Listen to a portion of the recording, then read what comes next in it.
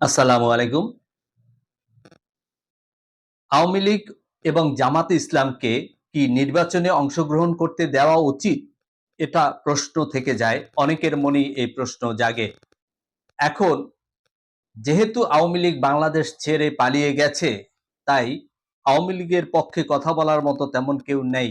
কিন্তু জামাতে ইসলাম তাদেরও কি এই নির্বাচনে অংশ নিতে দেয়া উচিত কিনা এই প্রশ্ন রেখে শুরু করলাম আলোচনা। আওয়ামী লীগ বাংলাদেশ স্বাধীন হওয়ার পর থেকেই যা কিছু করেছে সবই ভারতের জন্য করেছে। আওয়ামী লীগের ধ্যান, খেয়াল, জ্ঞান, বুদ্ধি যা কিছু আছে সবই ভারতের জন্য। আপনারা জানেন যে শেখ হাসিনা বলেছিলেন, ভারতকে আমি যা দিয়েছি তা সারা জীবন মনে রাখবে।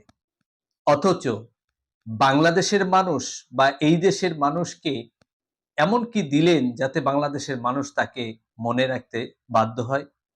সেটা দিয়েছেন আয়নাগর, তিরস্কার আর যত অশান্তি সেগুলো সবাই জানেন, তাই আর ওগুলো নিয়ে বিস্তারিত আলোচনা করলাম না। এখন আওয়ামী লীগ কি কারণে নির্বাচনে আসবে না বা আসতে দেওয়া উচিত না, এ নিয়ে কিন্তু ব্যাপক আলাপ আলোচনা হচ্ছে সব দিকে। এমনকি টকশোতেও উত্তপ্ত বাক্য বিনিময় হচ্ছে। এখন দেশের বেশিরভাগ মানুষই চায় আওয়ামী লীগ নির্বাচনে না আসুক। কারণ আওয়ামী লীগ এই দীর্ঘ ১৬-১৭ বছরে যে অন্যায় অত্যাচার করেছে, তার আগেরটা যদি বাদও দেই, তাহলে এর কোনো ক্ষমা হয় না বাংলাদেশের মানুষের পক্ষ থেকে। কারণ আওয়ামী লীগ তার সমস্ত রাজনীতি, তার চাওয়া পাওয়া, তার আশা আকাঙ্ক্ষা, তার ভালোবাসা সবকিছুই ভারতের জন্য। সে রাজনীতি করে এদেশে, শুধু ভারতকে কি দিবে এই নিয়ে তার রাজনীতি। তার রাজনীতি বাংলাদেশের জনগণের জন্য না, বাংলাদেশকে উন্নয়ন করার জন্য না, বাংলাদেশের মানুষকে বা এই জাতিটাকে উন্নয়ন করার জন্য না। তার সমস্ত রাজনীতি হচ্ছে ভারতকে কি দেয়া যাবে, ভারতকে কতটা উন্নয়ন করা যায়, এই হচ্ছে আওয়ামী লীগের রাজনীতি। আপনাদের হয়তো মনে আছেন যারা একটু সিনিয়র, তারা আওয়ামী লীগ, শেখ হাসিনা একসময় বলেছিলেন যে বিএনপিকে একদিনও সুস্থ সংসদ করতে দিব না। অর্থাৎ স্বাধীনতার পর থেকে এই আওয়ামী লীগ বা শেখ হাসিনা কখনোই বাংলাদেশকে সুষ্ঠুভাবে চালাতে দেয় নাই। কারণ বাংলাদেশ যদি সুষ্ঠুভাবে চলে তাহলে এই দেশের উন্নতি হয়ে যেতে পারে, অগ্রগতি হয়ে যেতে পারে, যেটা ভারতও চায় না। ভারত চায় না তার প্রতিহিংসার কারণে। কারণ ভারত মনে করে বাংলাদেশ ছোট্ট একটি দেশ, তারপরে আবার মুসলমান, তারা যদি উন্নতি হয়ে যায়, উচ্চ উঠে যায় তাদের, তারা তো নিজেদেরকে আপার কাস্ট মনে করে, সেই হিসেবে তাদের হিংসায় বাজে এগুলো, তাই তারা এটা হতে দিতে চায় না। বাংলাদেশকে আস্তে আস্তে মেরে ফেলে তারপর বাংলাদেশকে দখল করবে, এটা হচ্ছে ভারতের উদ্দেশ্য বা চাল। আর আওয়ামী লীগ তার পক্ষেই কাজ করে। সেই জন্য আওয়ামী লীগ সবসময় বাংলাদেশের ভিতরে হত্যা, দুর্যোগ, হরতাল, ধর্মঘট এইগুলো দিয়ে দিয়ে বাংলাদেশকে জ্বালাও পোড়াও করে বাংলাদেশকে সবসময় পিছনের দিকে টেনে নিয়ে যেত এই আওয়ামী লীগ।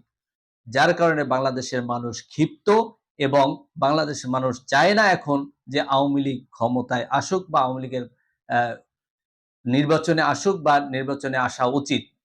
তা এখন আমি শুরুতে যেটা বলেছিলাম যে জামাতে ইসলামকেও কি তাহলে নির্বাচন আসতে দেওয়া উচিত?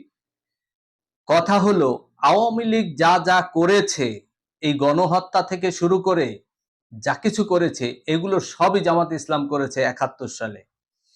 আওয়ামী লীগ যেরকম বাংলাদেশকে কোনোভাবেই একটা স্বাধীন সার্বভৌম দেশ হিসেবে দেখতে চায় না, ঠিক তদ্রূপ জামাত ইসলামও বাংলাদেশের স্বাধীনতায় বিশ্বাস করে না। জামাত ইসলাম মুক্তিযুদ্ধে বিশ্বাস করে না। জামাত ইসলাম বাংলাদেশের সংবিধানে বিশ্বাস করে না।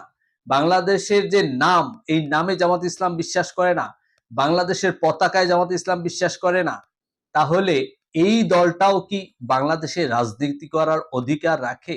যারা বাংলাদেশের জন্মকে অস্বীকার করে, যারা বাংলাদেশের জন্মকেই স্বীকার করে না, যারা যে মুক্তিযুদ্ধের মাধ্যমে, যে শহীদ প্রেসিডেন্ট জিয়াউর রহমানের স্বাধীনতার ঘোষণার মাধ্যমে যে যুদ্ধ হয়, সে যুদ্ধের মাধ্যমে যে একটি দেশ হয় এবং সেখানে একটা সংবিধান রচনা করা হয়, সেই সংবিধানকেই জামাত ইসলাম মানে না।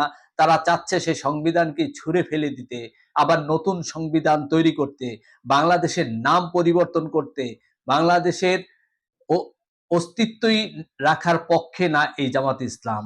তারা চাচ্ছে নতুন এক বাংলাদেশ তৈরি করবে, যে বাংলাদেশটা পাকিস্তানের পক্ষে কাজ করবে, ভারতের কাছ থেকে দূরে সরিয়ে রেখে। এখানে মেইন হচ্ছে ভারত এবং পাকিস্তানের ভিতরে যে যুদ্ধ চলে, সেই যুদ্ধর আবহাওয়াটা বাংলাদেশের ভিতরে নিয়ে আসে এই আওয়ামী লীগ এবং জামাত ইসলাম। এই দুই দলের কারণে বাংলাদেশে কখনো কোনোদিন জাতীয় ঐক্য করা সম্ভব হয় না। কারণ যেখানে জামাত ইসলাম থাকে, আওয়ামী লীগ বলে আমি ওখানে যাব না, আর যেখানে আওয়ামী লীগ থাকে, জামাত ইসলাম বলে আমি ওখানে যাব না। এই কথা বলে দেশের ভিতরে একটা বিভেদ সৃষ্টি করে রাখে। এই বিভেদ হচ্ছে ভারত পাকিস্তানের বিভেদ। এখন বাংলাদেশ একটা স্বাধীন সার্বভৌম দেশ, সেই হিসেবে বাংলাদেশের মানুষের আশা আকাঙ্ক্ষা, আশা ভালোবাসা, বাংলাদেশের মানুষের চাওয়া পাওয়া সব হচ্ছে এই বাংলাদেশ ভিত্তিক। এই বাংলাদেশটাকে উন্নত করতে হবে, বাংলাদেশটাকে জাগিয়ে তুলতে হবে, বাংলাদেশটাকে আরো অগ্রগতি করতে হবে। সারা পৃথিবীর বুকে বাংলাদেশ একটি স্বাধীন সার্বভৌম দেশ, সেই হিসাবে বাংলাদেশকে তুলে ধরতে হবে। এখন রাজনীতি যদি হয় ভারত নির্ভর এবং সমস্ত কিছু আমি ভারতকে দিব, ভারতের উন্নতি আমার উন্নতি, রাজনীতি যদি হয় পাকিস্তান নির্ভর, সবকিছু পাকিস্তানের কথাই চলতে হবে, মনে প্রাণে ধ্যানে খেয়ালে সবকিছুতেই পাকিস্তান থাকবে, তাহলে আমার দেশে রাজনীতি করে লাভটা কি হবে? আমার দেশে রাজনীতি হওয়া উচিত আমার দেশের জনগণ ভিত্তিক, আমার দেশের সংবিধান ভিত্তিক, আমার দেশের আইন শৃঙ্খলা ভিত্তিক, আমার দেশের উন্নতি অগ্রগতির দিকে বিবেচনা করে বাংলাদেশের রাজনীতি হওয়া উচিত। এখন যদি রাজনীতি হয় অন্য দেশমুখী, সেই রাজনীতি তো বাংলাদেশের মানুষ চায় না, সেই রাজনীতি বাংলাদেশের মানুষ চায় না। সেই হিসেবে আওয়ামী লীগেরও যেরকম ঘৃণিত একটি দল আওয়ামী লীগ, মানুষ যেরকম এখন ঘৃণা করে আওয়ামী লীগকে, ঠিক তদ্রুপ ভাবে জামাত ইসলামকেও মানুষ অতটা ভালোবাসে না বা পছন্দ করে না। কারণ তাদেরও দৃষ্টিভঙ্গি দেশের বাহিরে, আওয়ামী লীগের দৃষ্টিভঙ্গিও দেশের বাহিরে। সুতরাং বাংলাদেশের ভিতরে অন্য দেশের রাজনীতি, অন্য দেশের অশান্তি টেনে এনে বাংলাদেশের ভিতরে বিশৃঙ্খলা তৈরি করা, বাংলাদেশের স্বাধীনতা সার্বভৌমত্বের উপরে হুমকি আনা, এটা হওয়া উচিত না। সেই হিসাবে আওয়ামী লীগ এবং জামাতে ইসলাম কারোরই এই নির্বাচনে অংশ নিতে দেওয়া উচিত নয়। তাহলে রাজনীতি যদি হয় পরিপূর্ণভাবে বাংলাদেশ ভিত্তিক, তাহলে সে বাংলাদেশ ভিত্তিক যে রাজনৈতিক দলগুলো আছে তাদের ভিতরেই হওয়া উচিত প্রকৃত নির্বাচন। কারণ আমি আমার দেশের মানুষকে ভোট দিতে দিব, তারা ভোট দেবে আওয়ামী লীগের পক্ষে অর্থাৎ ভারতের পক্ষে, আমি আমার দেশের মানুষকে ভোট দিতে দিব, তারা ভোট দিবে কিছু সংখ্যক মানুষের পাকিস্তানের পক্ষে, সেটা তো হতে পারে না।